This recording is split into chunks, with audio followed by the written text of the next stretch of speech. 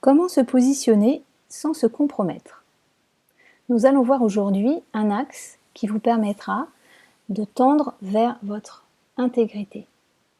L'axe va se composer de deux notions, la corruptibilité d'un côté et l'intégrisme de l'autre.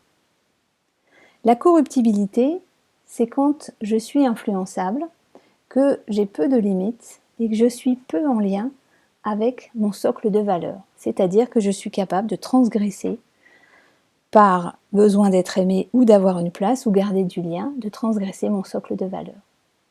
C'est basé sur des peurs qui peuvent être, entre autres, de déranger, de sa puissance, du changement, etc. À vous de trouver les peurs qui peuvent générer de la corruptibilité chez vous. Il y a un point de vigilance à cet endroit, c'est que cette corruptibilité, elle peut générer de la confluence. La confluence, c'est quand mes besoins et ceux de l'autre sont mélangés et que je ne sais plus à quel endroit je suis. Donc ça, c'est la corruptibilité. De l'autre côté, il y a l'axe de l'intégrisme. Là, je vais plus être enclin à imposer mon opinion avec une forme de rigidité et une vision plutôt manichéiste. Je vais imposer ma vision à l'autre en lien avec des peurs, par exemple de la différence, de l'impuissance, de la confrontation. J'ai surtout un grand besoin de sécurité et de contrôle et de pouvoir, pour pouvoir justement imposer mes idées. Le point de vigilance à cet endroit-là, c'est l'égotisme. Quand mon niveau d'empathie va baisser et que je vais moins être sensible à la douleur ou la difficulté de l'autre. Au centre, il y a l'intégrité. Donc là, c'est plus une relation de cœur, de vous à vous.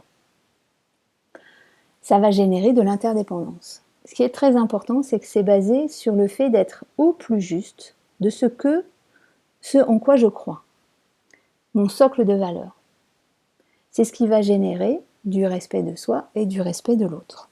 Je peux exister pleinement en posant mes limites sans avoir peur de faire mal à l'autre ou de confronter l'autre. À un moment donné, ça parle de pouvoir. Avec l'intégrisme, je vais prendre le pouvoir sur l'autre. Dans la corruptibilité, je vais plutôt donner le pouvoir à l'autre. En lien avec moi-même, dans mon intégrité, je me donne le pouvoir de prendre soin de moi, de manière à pouvoir exister pleinement avec l'autre. Sur ce schéma, cet axe entre corruptibilité et intégrisme permet de mieux comprendre ces zones d'ombre pour tendre vers son intégrité, gage de respect de soi et de respect de la différence de l'autre dans votre communication, que ce soit avec vous-même, avec l'autre ou les autres.